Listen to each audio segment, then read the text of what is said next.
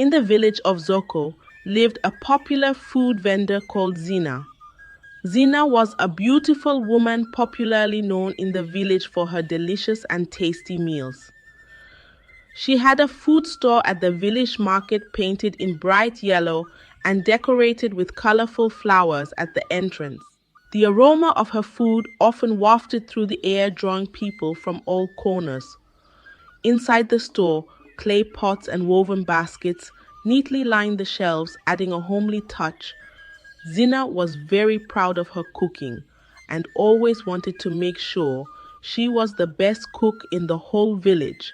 Everyone sang praises of how tasty Zina's food was, and she had customers trooping in and out from every part of the village, including women, children, and most especially married men. You know the secret and strange thing about Zina's food? The secret is that whenever a married man tastes Zina's food, they will never want to have a taste of their wife's meal at home. They all gathered every day at Zina's restaurant to eat her food, often sitting under the shady baobab tree nearby where she had set up wooden benches and tables. Almost all the married men in the village preferred Zina's food to their wife's food. Most times, when their wives served them food at home, they would say, "No, I cannot eat this food.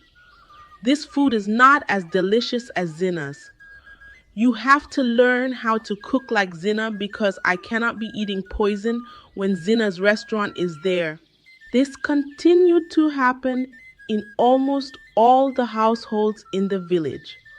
All the married men no longer ate their wives' food. They now preferred Zina's food for breakfast, lunch, and dinner. This was causing a lot of misunderstandings in their homes. The men even went as far as telling their wives to go to Zina to learn how to cook from her because they wondered how Zina made her meals so tasty and delicious. The wives of these married men could no longer take it anymore, and they decided to have a meeting to find out what they could do to make their husbands come back to them and start eating their meals. As they gathered in the village streets near the old well under the shade of a giant mango tree, they started asking each other, "What do you think we should do, my fellow women?" "I think we should go and find out what Zina uses in her meal that our husbands no longer eat from us," one woman suggested. Another woman suggested that Zina might have a secret ingredient that she uses for cooking and that they should go and spy on her. After deliberating for some time, they decided that spying on her was not the solution. They agreed that what they would do was go to Zina's restaurant and humbly beg her to please stop serving their husband's food whenever they visited her restaurant. They all agreed to beg Zina, and so they headed to Zina's restaurant to speak with her. When they arrived at Zina's restaurant, the sight of her steaming pots and the sound of cheerful chatter greeted them. They started to speak to her. One of the women said, "Zina, please, we are here to beg you. We know you know how to cook very well. You are the best cook in the village. We are not doubting that. But please, we are here to beg you to please stop serving our husbands your meal. Whenever our husbands come to your restaurant, please can you direct them back home to eat our meals instead? Our husbands no longer eat from us, and it is affecting our marriage. We have come to you as women to please help us in this situation." Zina responded, "What do you mean by that? Are you saying I should chase away my customers because you want your husbands to eat in your house? Am I the one that said you shouldn't know how to cook? Did I drag your husbands to my restaurant to eat my food? Please, if you don't have anything meaningful to say, leave my restaurant. I am a very busy person." The women continued to plead with Zina, but she chased them all away, telling them to go and look for how they could hold their husbands and not come back to disturb her again. The women left Zina's restaurant feeling so frustrated and disappointed and disappointed. They were helpless and didn't know what to do, and they decided to all go back home, hoping that one day the secret to Zina's meals would be revealed and their husbands would come back to them. Zina's business continued to flourish with more and more customers trooping in and out to the extent that almost all the men now gathered at her restaurant every day. A particular married woman in the village called Luma, whose marriage was not even up to 6 months, started having issues in her home. Do you know why? Because her husband had started eating Zina's meal. From the very first day her husband tasted Zina's food, he no longer ate the wife's meal anymore. The woman was wondering what could be going on, and she decided to go see her father in the neighboring village to tell her father everything that had been happening. She said to herself, I cannot take this anymore. My marriage is not even up to 6 months, and now my husband no longer eats my food. I will talk to my father to help me. The thing is that Luma's father is a spiritualist who has the power to foresee things. And so Luma set out to the neighboring village to speak with her father. When she got there, she said to her father, Baba, your daughter is not happy. My husband no longer eats my food. There is a popular food vendor in the village of Zoko that my husband now enjoys eating from, and this is causing a problem in my marriage. Baba, please help your daughter. Luma's father set out to work immediately. He consulted his oracle and saw that Zina's case was a strong one to handle, and he decided to visit the restaurant himself. Luma's father arrived at Zina's restaurant, and immediately his eyes locked onto Zina's restaurant, and immediately his eyes locked onto Zina.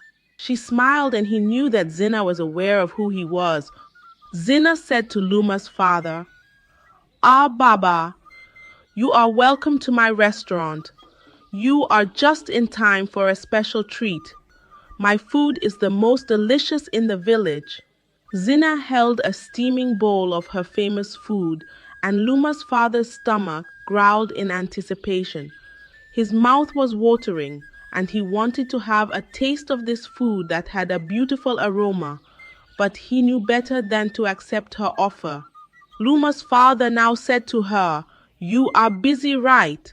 I need to speak with you. Zina responded with a smile, Of course, Baba. I'm always happy to help, but first let me offer you a bowl of this delicious food of mine. Once you taste my food, you will never remain the same again, Baba. Luma's father said to her, The main reason why I am here is for you to confess Zina. You know what you have been doing in this village, and I am here to make sure your secret is exposed. If you don't make an attempt to confess, you will regret it, Zina. Zina started being harsh to Luma's father, and she said to him, Baba, I don't know what you're talking about. In this restaurant, all we do here is sell delicious food. I'm sure you must have heard about me by now, so I don't know what you're saying. Don't come to my store to accuse me wrongly. If you want to eat, please eat, and if you don't want to eat, don't spoil my business. Just get up and leave. Luma's father responded to Zina, I am warning you for the last time. You are causing so much pain in marriages through your food. Men no longer eat their wives' food. Confess now before I make it an open case. Zina responded, You are just being too paranoid, old man. What is all this talk about me holding people's husbands? Am I the one that told their wives not to know how to cook? I don't know what you're talking about. Luma's father saw how stubborn Zina was, and he decided to do a silent incantation to get Zina to confess. Immediately he touched Zina, and Zina started screaming, and Zina started screaming and shouting, I am sorry. Oh, I am sorry. Yes, yes, yes. I will confess. I will confess. She continued, I've been using my menstrual flow to make meals to get all the married men in the village to like only my food. This is what happened. Zina started narrating the reason why she started using her menstrual flow. She narrated that a long time ago, in that same village, she was a lady in her late 40s looking for a husband. All the suitors that came for her all turned her down because of her size. The most painful part was that all the younger slim girls in the village started mocking her. The worst thing that made me decide to do this evil was that one day a suitor came to ask for my hand in marriage. When the suitor arrived, all of a sudden, he decided not to marry me anymore, but instead chose a slim girl in that same crowd. Instead of the villagers supporting me, they started mocking me, telling me that I was cursed and could never get a husband who would love me. Because of this, I decided to visit a spiritualist. The spiritualist told me to use my menstrual flow in that local pot I was holding and add it to the meals I cook every day. Any married man in the village that comes across my meal would never taste their wife's meal again, except for mine. Zina continued, that was how I started using my menstrual flow as a secret ingredient in cooking. That is why most of the married men in the village of Zoko no longer eat their wives' food, but instead eat my food. After confessing, she started pleading with the villagers, please forgive me. I was frustrated and pained. That was why I went into this evil act of mine. The villagers were so mad at Zina that they started chasing her. They said they would burn her and banish her from the village. She was told never to set foot in the village of Zoko again. Zina was banished from the village of Zoko, and that was how the secret of Zina's meal was exposed. The moral of this story is that we should all be careful of what we eat and where we eat, especially if we are not sure of the source of that meal. Secondly, we shouldn't repay evil with evil. Everything in this life has its time, and we should always wait for God's appointed time. We shouldn't fight back with evil because we are pained or frustrated. The valuable lesson from this story is the importance of integrity and patience in our actions. It teaches us that resorting to deceit and harm to achieve our desires, no matter how justified our pain or frustration might feel, will ultimately lead to disgrace and consequences. We must learn to face challenges with honesty, hard work, and faith in the right timing of life. Additionally, it reminds us to be cautious about what we consume and from where as appearances can often hide harmful intentions. Thank you for watching my channel. Once upon a time, in an African town named Jima, there lived a young girl named Sifa. Sifa was as sharp as a needle. Though she was just 11 years old, her mind was quick, her hands were busy, and her smile was like the first rain after a long dry season. Everyone in the town said, this girl is no ordinary child. Her father, Kofi, loved her more than words could say. My princess, he often called her, pride filling his voice like a drumbeat.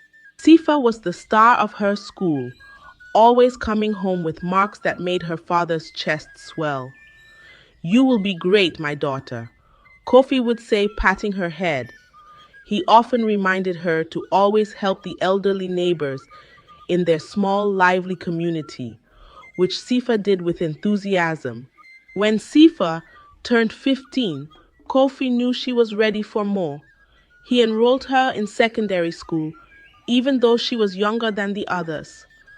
You will learn and soar higher than the birds, he told her. But Kofi was a trader, always traveling to faraway lands, buying and selling goods. Before leaving, He would often bring Sifa small gifts, a colorful scarf or a storybook, to remind her that she was always on his mind. He could not stay long at home, so Kofi hired a lesson teacher, Mr. Dario. "Teach my daughter well," he said, handing him the task. Mr. Dario came often, his face streaked like the Harmattan wind. At first, he seemed like a good teacher, helping Sifa with her books. But while Kofi was away, things were not perfect at home. Sifa's mother, Amani, was as beautiful as a peacock, but her heart seemed far from her home. Amani loved to dress in fine clothes, paint her face like the rising sun, and dance the nights away at parties. She left the house early, her perfume trailing behind her like a whisper, and returned only when the moon was tired of shining. Sifa longed for her mother's care, her warmth, even just a moment to talk. But Amani never stayed still long enough to notice her. Laughter and chatter were always reserved for the parties she loved, leaving her daughter behind in a house that felt too big and too quiet. The evenings, when Amani was absent, were filled with the chirping of crickets and the faint hum of distant music. One night, Sifa sat in the small living room, her heart heavy with a secret she had to share. She heard the ticking of the clock, each sound like a hammer on her chest. She had prepared herself, whispering, "Tonight I'll tell her. She'll listen this time." As the hours passed and the shadows grew longer, Sifa's eyes began to close. But she had to stay awake. She filled a small basin with icy water and dipped her feet inside, the chill biting her skin. It was her way of fighting sleep, of holding on to hope. She glanced at the family photo on the wall, the smiles of her parents and herself now a distant memory. But the night turned into morning, and Amani still hadn't come home. Sifa's heart sank, heavy as a stone dropped into a deep well. When the first rays of sunlight kissed the earth, Sifa rose quickly. She went straight to her mother's room, determined to speak. But the bed was empty, the covers untouched. Amani was gone again. Tears welled in Sifa's eyes, but she blinked them away. Maybe next time, she told herself, her voice trembling. And so the day began, with Sifa carrying the weight of her untold words, like a bird forced to fly with broken wings. One warm afternoon, the air in Jima town felt heavy, as if it carried a secret no one wanted to tell. Mr. Dario arrived at Sifa's house for her usual lesson, his face strict as always. He carried his books, but behind his glasses, his eyes carried something darker. The house was still, with no sound but the scratch of chalk on paper and the occasional creak of a chair. Mr. Dario sat across from Sifa, watching her as she solved the problems he had given. After a while, he asked casually, "Is your mother home?" Sifa, without looking up, shook her head. "No, sir. She went out." Mr. Dario smiled, but it wasn't a kind smile. It was like the grin of a hyena stalking its prey. "Let's take a break," he said, standing up. Sifa followed him into the kitchen, thinking he wanted to eat. But as she reached for a bowl, she heard the soft click of the door locking. Her heart jumped, and she turned to see Mr. Dario standing close behind her. "Mr. D," she began, her voice trembling. "What are you doing?" Instead of answering, he reached out and grabbed her arm. His hands were rough, and his touch made her skin crawl. "Don't scream," he whispered, his voice sharp like a knife. "If you tell anyone, I'll make sure you fail all your exams. They'll send you away from school." And just like that, he forcefully slept with her without anyone knowing. Tears spilled from Sifa's eyes, but her voice stayed trapped in her throat. Mr. Dario touched her where he shouldn't, his hands like the claws of a monster. She felt frozen, like a small bird caught in a hawk's grip. When he was done, he stepped back, straightened his shirt, and said, "Go and get me some food." His voice was calm, as if nothing had happened. Sifa's hands shook as she served him. When he finished eating, he stood and said, "Remember, not a word to anyone." Then he left, leaving her alone in the suffocating silence. The sound of the door closing echoed in the empty house, amplifying her pain. That night, Amani came home earlier than usual, her face tired, but Sifa didn't care. She ran to her mother's room, her heart pounding like a drum. "Mama, I need to tell you something," she said, her voice trembling. "What is it?" Sifa Amani asked, her voice sharp and impatient. "It's about the lesson teacher." Before Sifa could finish, Amani cut her off. "Don't start making excuses. You just don't want to study. Do you always looking for a way to be lazy?" "But, Mama, I said enough," Amani snapped, brushing her daughter aside as she went to her room. Sifa stood there, her words swallowed by her mother's anger. She felt smaller than ever, like a bird trapped in a cage with no one to hear its song. That night, she cried herself to sleep, her pillow wet with tears and her heart heavy with silence. Sifa's world became dark, like a stormy sky with no sunlight. She carried a heavy burden, one too big for her small shoulders. At school, her once bright mind became clouded. She stared blankly at the blackboard, unable to focus. Her teachers called her name, but she barely heard them. At night, she cried silently, her pillow soaked with tears. Her body grew thinner, her laughter disappeared, and her eyes, once sparkling, were now dull. The joy that used to fill her heart was gone, replaced by fear and sadness. Mr. Dario, the lesson teacher, continued to visit. Each time his presence felt like a dark shadow creeping into the house. He would smile his fake smile, act as if nothing was wrong, and then wait for the moment they were alone. "Mama doesn't believe me," she thought, her chest tight with sorrow. "I wish Papa would come home." She dreamed of her father's warm hugs and the way he called her my princess. She hoped, prayed, and waited. But the days dragged on, and Kofi was still away. The sun was setting, painting the sky in streaks of orange and purple, as Kofi returned from his long journey.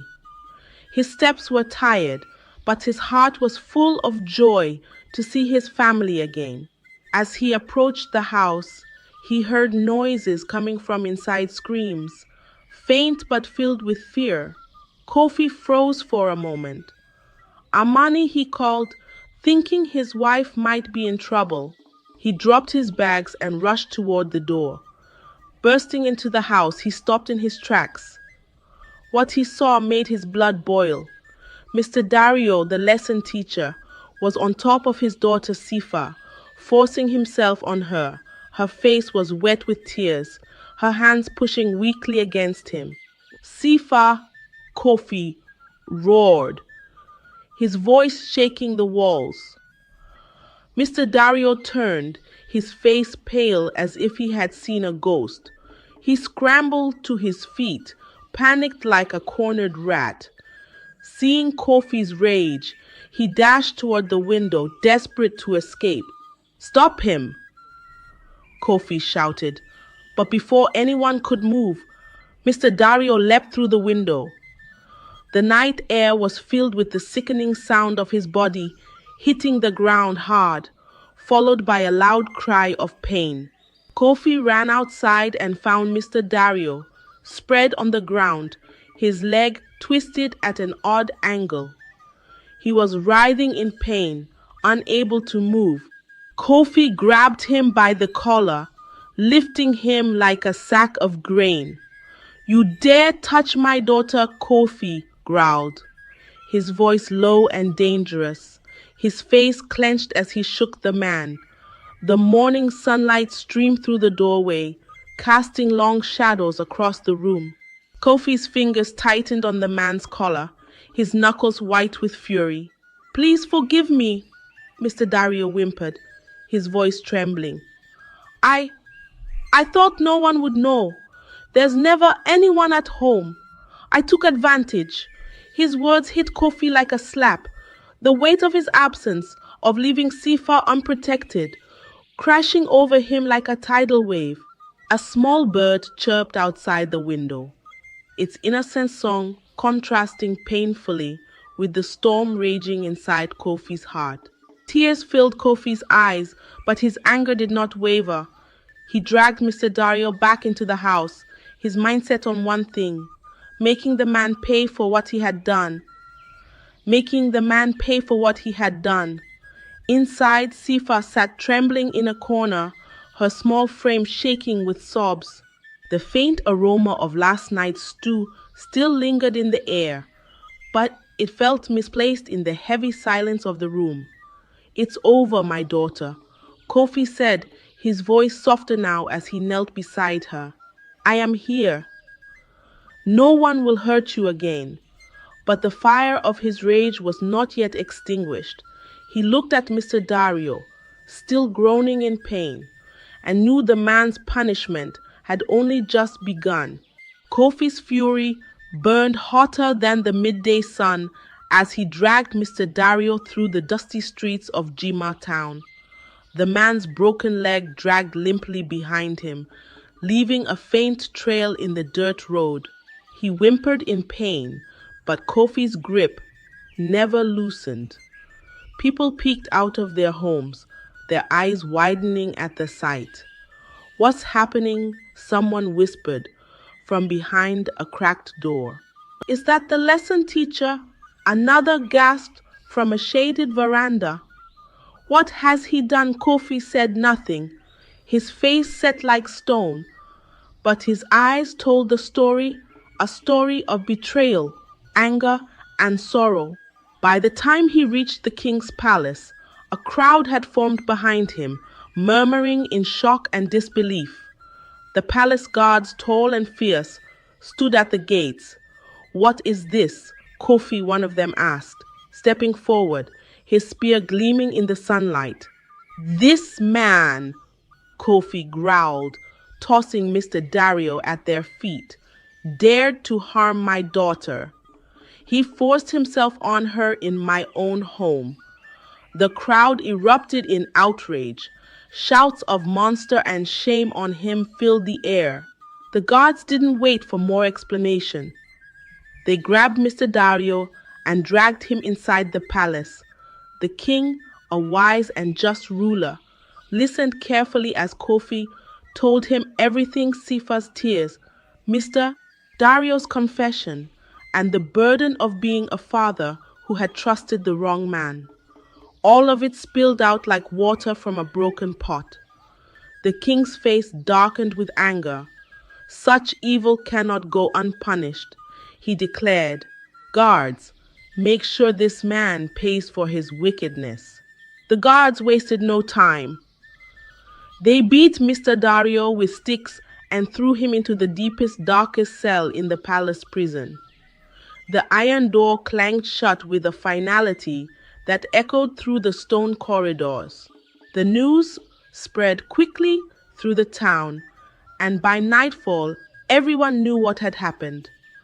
People came to Kofi's house in droves, bringing food and gifts, their voices full of sympathy. "You are a good man, Kofi," they said, their hands resting on his shoulder. "We are here for Sifa. She is like a daughter to us all." Their support wrapped around Sifa like a warm blanket, and for the first time in what felt like forever, she saw a glimmer of hope. But Kofi's anger was not yet spent. He turned his thoughts to Amani, the mother who had failed to protect her daughter. With fire in his eyes, he prepared to confront her, determined to hold her accountable for the role she had played in their pain. When Kofi returned home with Sifa, he found Amani standing before a mirror, painting her face with bright colors. The vibrant strokes of red and gold stood out starkly against her pale skin. She hummed to herself, completely unaware of the storm brewing in her own home. A pile of fine clothes lay on the bed, their vibrant colors a stark contrast to the muted sadness in the air. Amani Kofi's voice thundered through the house. Startled, Amani turned, a brush still in her hand. "Why are you shouting, Kofi? I'm getting ready to go out." "Go out," Kofi's face darkened with rage. "While your daughter suffers, while your house burns from your neglect, look at her." He pointed to Sifa, who stood quietly in the corner, her face pale and her eyes swollen from crying. "What's the matter with her?" Amani asked, waving dismissively. "Children cry all the time." Kofi's patience snapped like a dry twig. He grabbed Amani's clothes and threw them across the room. The rustle of fabric hitting the floor sounded like thunder in the charged atmosphere. He knocked over her jewelry box, sending necklaces and earrings scattering to the floor like fallen stars. "You are no mother," Kofi roared. "You left your child alone, and a monster came into our home because of you. You let her cry for help, and you never listened. You failed her. Amani, you failed us all. Amani, you failed her." Amani stood frozen, her face pale. "What are you talking about, Kofi?" she stammered. But Kofi did not stop. He stormed out of the house, dragging Amani behind him.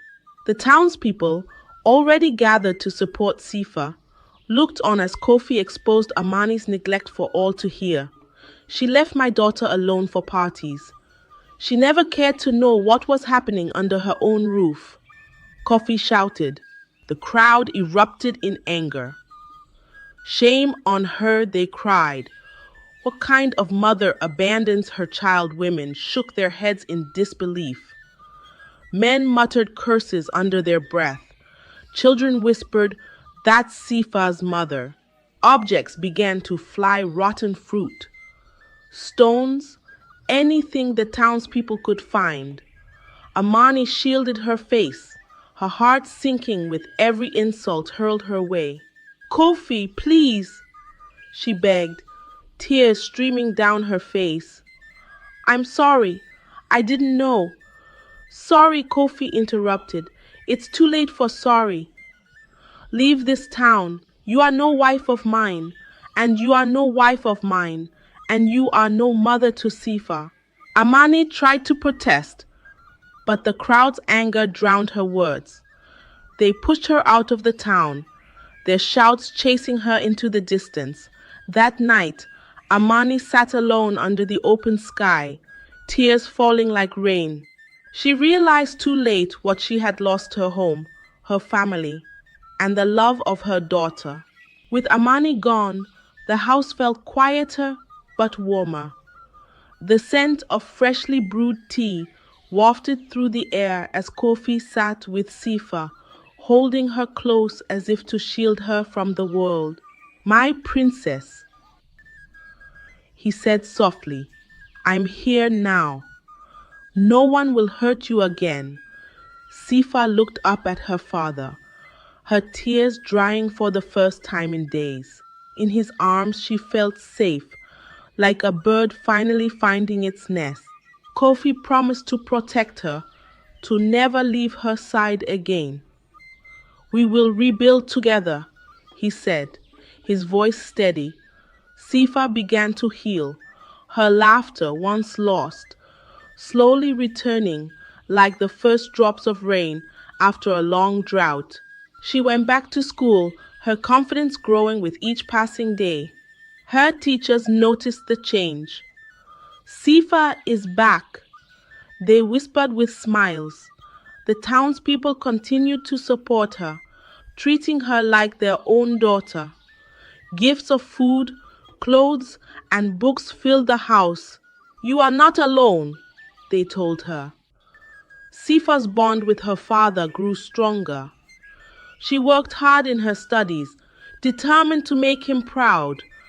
Kofi, in turn, became her greatest cheerleader, always reminding her of her strength and worth. In time, the scars of the past faded. Sifa's future shone bright again, like the rising sun over Jima town. She knew her father was her hero, her protector, and her greatest source of hope. Together, they rebuilt their life, leaving the shadows of pain behind them. This story reminds us of the power of resilience, love, and justice in the face of adversity. Kofi's unwavering commitment to protecting Sifa and rebuilding their lives demonstrates the strength of family bonds. It also serves as a reminder that silence should never protect wrongdoing and that communities thrive when they unite to stand against injustice. Together, we can build a world where every voice is heard, every child is safe, and every family is whole. Let us strive to inspire courage, compassion, and change in our own lives and those around us. The semester had ended, and the 9 students were so excited to go home for Christmas. They hired a small bus, their laughter filling the air. The seats were worn but comfortable, and the bus rattled slightly as it moved. They talked about what they would eat, the gifts they'd give, and the joy of seeing their families again. The road stretched out before them, smooth and long, like a ribbon under the golden sun. Trees lined the sides, the leaves swaying gently, as if waving the students goodbye. Occasionally, a bird swooped down and disappeared into the branches, adding to the idyllic scene. Everything felt perfect. It was the kind of day that made you feel like nothing could go wrong. Then suddenly, the bus slowed down. The driver, an old man with a face like dried yam, squinted ahead. A worn, frayed cap sat atop his head, and his hands gripped the steering wheel tightly. What's that? He muttered, pointing. By the side of the road stood an old woman. Her gray wrapper hung loosely around her thin frame, and her hands waved desperately in the air. A small bag, tattered and dusty, lay at her feet. Beside her was a broken-down van, its tire flat and useless. "Help me! Please help me!" she shouted, her voice cracking like dry wood. The students leaned out of the windows, their hearts softening. The wind blew gently into the bus, carrying the scent of distant flowers and dry earth. "Driver, stop now," said Bola, the gentle one. "She needs help." The driver shook his head. "This road is dangerous," he said, gripping the steering wheel tightly. "Let's keep going." But the students wouldn't hear it. "Ah, Uncle Driver, how can you say that?" asked Teo, her eyes wide. "Can't you see she's an old woman? What if she's someone's grandmother?" The others agreed, nodding and pleading with the driver to stop. Reluctantly, the driver sighed and pulled over, muttering under his breath. The students stepped out of the bus, their faces bright with kindness. Dust kicked up from the ground as they walked toward her. "Mama, don't worry," said Ikenna, trying to comfort the woman. "We'll help you." The old woman's face lit up like a candle in the dark. Her hands, bony and trembling, reached toward Ikenna as if in gratitude. "Thank you, my children," she said, her voice trembling. But behind her smile was something strange, something hidden like a snake in tall grass. Her eyes flicked toward the trees, just for a moment. And just like that, the students walked straight into a trap. But before anyone could take another step, the old woman let out a loud, piercing whistle. It cut through the air like a blade, sending chills down their spines. From the bushes, men armed with guns burst out like a pack of wolves. Their faces were hidden with masks, and their voices boomed. "Everybody down now." The students froze, their hearts pounding like talking drums, their hearts pounding like talking drums. "What is this?" Lonzo whispered, his voice shaking. "Lie down," one of the men barked, waving his gun. "Do as I say, or I'll shoot." The students dropped to the ground, trembling like leaves caught in a storm. The men moved quickly, tying their hands behind their backs with rough ropes. Blindfolds were tied tightly around their eyes, plunging them into darkness. "Please, don't hurt us," Adiz begged, her voice breaking like glass. The kidnappers ignored their cries. "Move!" they shouted, pushing the students toward the bush. As they stumbled into the thick forest, the sound of the bus engine starting again echoed faintly in the distance. The old woman, whom the kidnappers had used as bait, was gone, and so was their freedom. The kidnappers pushed the students deeper into the forest, their rough hands shoving them forward. The forest was dark, and the path was uneven, filled with roots that grabbed at their feet like hidden hands. The air grew heavy with the earthy smell of damp leaves and soil. The students stumbled and fell, their knees scraping against the ground. "Keep moving," one of the men barked, his voice sharp like a whip. The blindfolds made it worse. The students couldn't see where they were going. They could only hear the hooting of owls, the chirping of crickets, and the rustling of leaves that sounded like whispers. Occasionally, something scurried in the undergrowth, making them flinch. Each sound made their hearts race. It felt like the forest itself was alive and watching them. Adaze tripped over a root and fell hard. Her breathing was ragged. "Please, I can't walk anymore," she cried, her voice trembling. But one of the men yanked her up roughly. "Move, or I'll leave you here for the wild animals," he growled. "Or I'll leave you here for the wild animals," he growled, hot against her ear. Finally, they reached a clearing. The kidnappers shoved the students to the ground. The ropes around their hands and the blindfolds were removed, and for the first time, the students could see their captors clearly. The clearing was surrounded by trees, their tall trunks looming like silent sentinels. There were 5 men, each one looking more dangerous than the next. "Now listen," one of the men shouted, his voice echoing through the night. "Call your parents.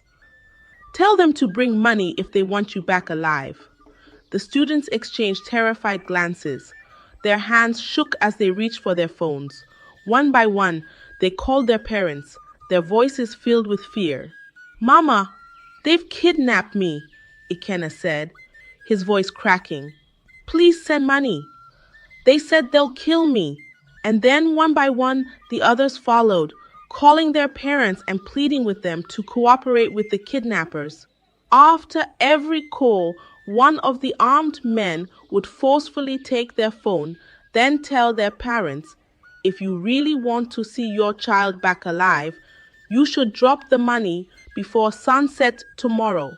And then, with that, he'd hang up the phone and move on to the next. 2 of the students, Nonso and Amara were lucky. Their parents were wealthy and agreed to pay the ransom quickly. The kidnappers untied them,